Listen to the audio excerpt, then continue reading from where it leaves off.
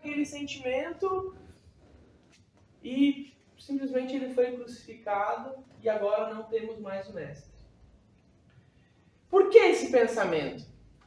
Porque os judeus esperavam o Messias. E qual é a promessa? É que esse Messias viria e seria um rei, lideraria o povo judeu. Muito numa ideia e numa visão de posicionamento, presença, força, liderança política, religiosa, que na época era uma mesma coisa. E Jesus não é isso, né? Jesus fala, o meu reino não é deste mundo. Então, o Messias que aquela cultura, aquele povo esperava, não era o que Jesus veio trazer, né? Então, quando Jesus é crucificado, para muitos houve um sentimento de agora perdemos a nossa chance, né? Agora já é. E mesmo havendo as promessas de que o Messias ressuscitaria após o terceiro dia e que seria batizado por João, mesmo Jesus tendo cumprido todas as promessas, ainda muitos não tinham a notícia de que ele havia ressuscitado e estavam com seus corações fragilizados, né? Os corações chateados. Então esses dois homens, um deles chamado Cleofas, andavam no caminho de Emaús, quando um forasteiro, um estrangeiro, chega próximo a eles e começa a caminhar com eles e questiona: amigos, por que vocês estão assim tão revoltados e chateados? E aí eles falam: cara, crucificaram Jesus, né, e tal, a gente estava tão empolgado com isso e tal. E esse estrangeiro, então, começa a falar de uma maneira positiva para eles, relembrando eles das falas do próprio Jesus. Vocês viram, meus amigos? Por que vocês estão chateados? O mestre disse isso, isso e isso. O mestre disse que é preciso que sofra a carne para que se façam cumprir as profecias. O mestre disse: eu vou, mas voltarei e lhe deixarei o Consolador prometido. Então aquele estrangeiro foi caminhando ao lado dos dois cristãos ao longo do caminho de Emaús e fazendo um carinho nos seus corações e acalentando e consolando eles à luz do Evangelho, à luz das palavras de Jesus. E eles acabaram fazendo amizade com aquele forasteiro, aquele estrangeiro, e perguntaram assim: quem tu é? De onde é que tu vem? Que a gente nunca te viu aqui, né? E tu fala tão bem sobre Jesus e tal. E aí eles já chegavam à noite e eles diziam: não, fica aí com a gente, né? Janta com a gente, fica aí conosco. E o estrangeiro então aceita. E ao se juntar na mesa, aquele homem pega um pedaço de pão, o abençoa, o consagra e reparte o pão, dando aos dois cristãos. E naquele momento, ao partir o pão, os olhos deles voltam a enxergar e percebem que estavam na presença do próprio Jesus. Tem uma música muito bonita que fala, né? E a partir o pão, reconhecemos quem tu és.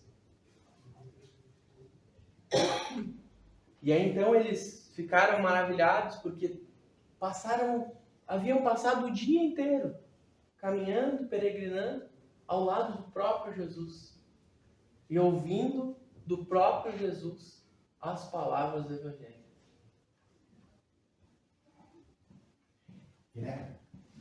E ao partir o pão, um gesto sagrado do Mestre, eles o reconheceram. E aí a gente precisa perceber que muitas vezes nós somos esses cristãos. Nós somos esses cristãos. A gente fala muito em Quando eu falo a gente, pessoal, cristãos, tá? Entendam cristãos. De todas as camisas, todos os times. Os evangélicos, espíritos, católicos, cristãos. A gente fala muito em conversão. Converter essa alma para Jesus, converter esse coração para Jesus. Eu me preocupo também com os convertidos. Falando sério mesmo.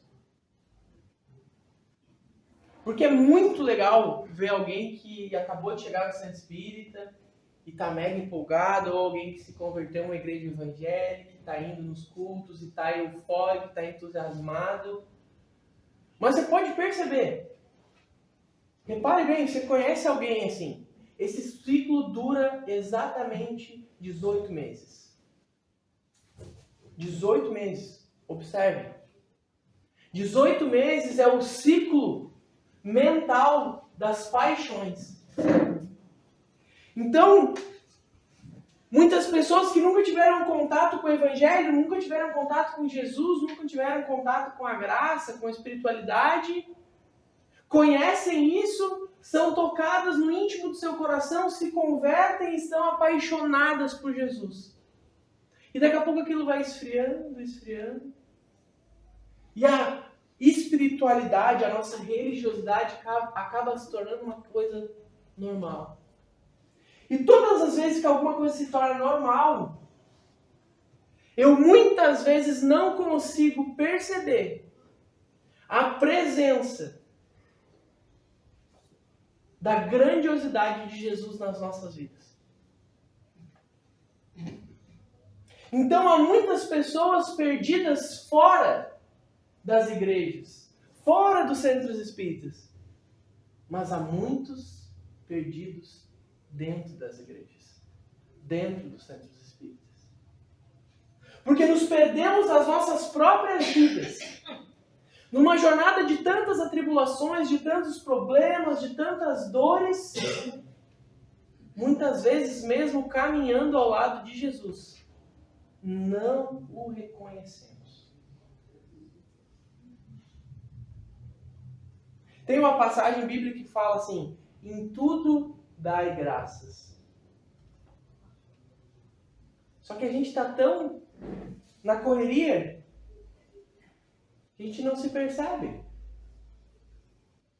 Não percebe. Que foi exatamente... Entendam aqui, pessoal. Em muitos treinamentos de palestrantes, expositores, facilitadores, o pessoal fala assim: evitem usar exemplo pessoal. Eu só uso exemplo pessoal, porque a vida que eu estou vivendo é a minha vida. Então não tem como eu... A experiência que eu tenho com Jesus é a minha experiência.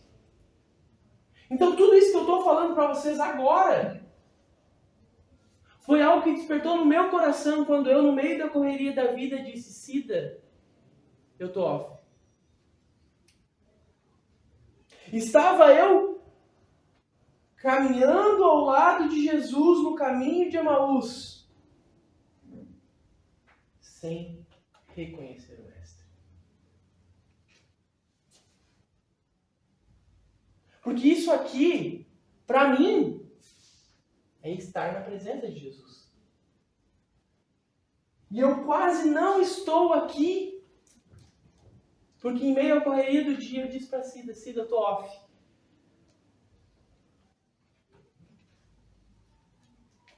Eu não disse isso para Cida. Reparem. Eu não disse eu estou off para Cida, para a Sociedade Espírita Novo Horizonte. Eu disse isso para Jesus.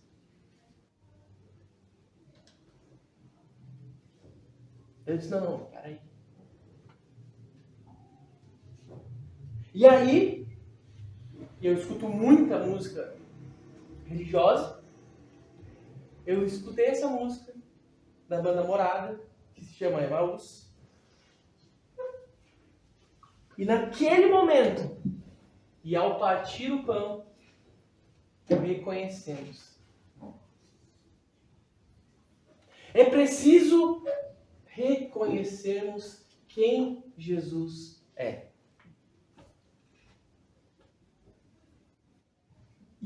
reconhecer a presença de Jesus nas nossas vidas. Reconhecer que Ele sempre está caminhando ao nosso lado. Mas nós, muitas vezes, não o enxergamos. Tem uma frase que eu gosto muito.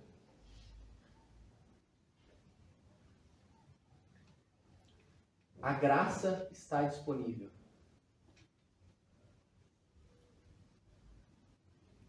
Se vocês não lembrarem de nada dessa noite, lembrem dessa frase. A graça está disponível. O auxílio da espiritualidade, a providência divina, não foi negada a ninguém. Ela está disponível. Basta acessá-la. Basta reconhecer quem Jesus é. E aí, é preciso entender que a jornada cristã é uma jornada que progride. O entendimento de Jesus é progressivo. É progressivo. Sabe? Para alguns, é sentimento, é coração. É aquela coisa assim que dá vontade de chorar. Para mim, é estudo. Quanto mais eu leio, quanto mais eu me aprofundo no estudo de Jesus, mais eu me aproximo dele. Para cada um vai ser diferente. Cada um vai ser diferente. Não tem certo, não tem errado. É um processo progressivo. Progressivo. Às vezes eu penso nos primeiros cristãos. Porque ao ler o Evangelho, ler a Bíblia, às vezes a gente lê histórias como a de Pedro, né? E aí a gente pensa, negou Jesus 3 vezes. Há 2000 anos, Pedro já era digno e tinha elevação espiritual para andar ao lado de Jesus.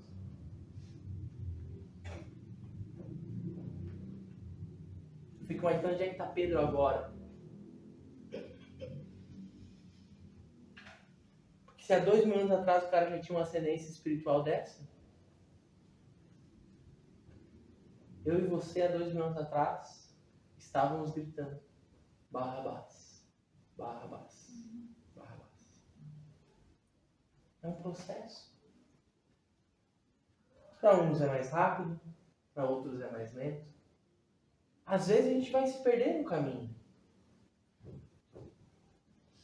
Ser espírita, ser cristão, não te coloca uma armadura impenetrável, irrevogável, inabalável. Pelo contrário. Muitas vezes, aquele que se dispõe a desenvolver uma tarefa na comunidade cristã é o mais atacado pela espiritualidade. Não posso dizer que é o meu caso, porque a quantidade de reza que a minha mãe reza, eu vou me preocupar o dia que a minha mãe desencarnar. Que aí eu não sei como é que vai ficar essas rezas que ela faz por mim. Mas muito de nós a gente percebe, fulano está sendo atacado e desenvolve uma tarefa no bem.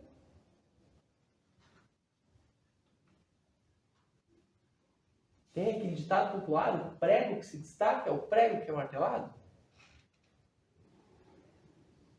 Tudo é um processo. Mas é necessário abrirmos os olhos espirituais e reconhecermos Jesus. Sabe?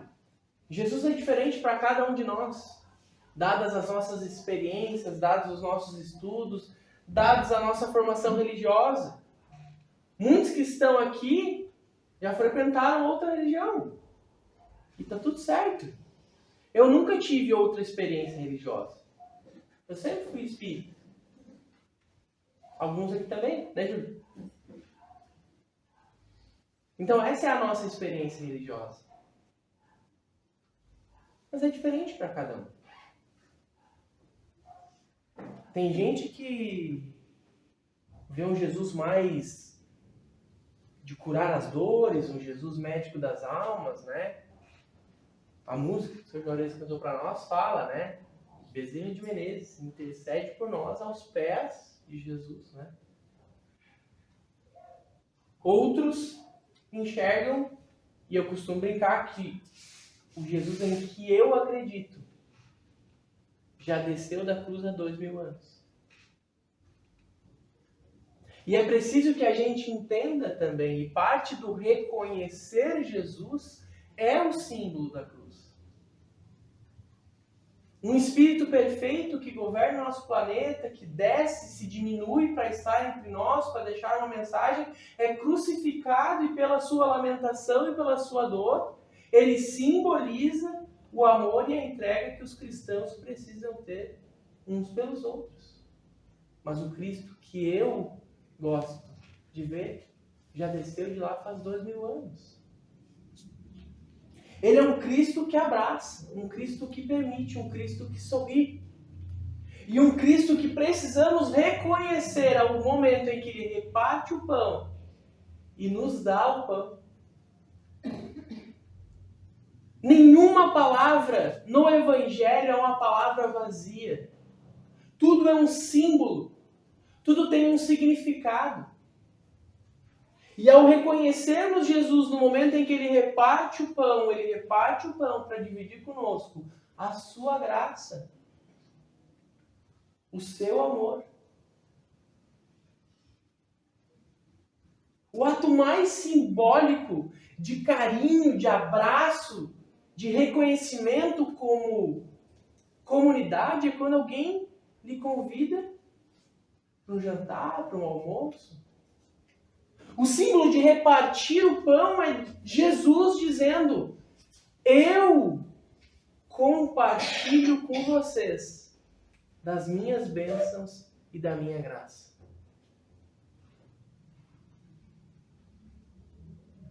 É o ser mais poderoso da história. O Evangelho vai dizer o príncipe dos príncipes, o nome que está acima de todo nome. A literatura espírita vai dizer o ponto que importa considerar antes de tudo.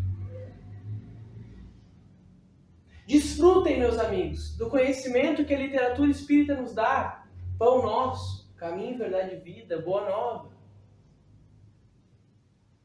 Leiam Jesus e reconhecemos pelo que ele é, o Cristo. Certo, pessoal? Muito obrigado.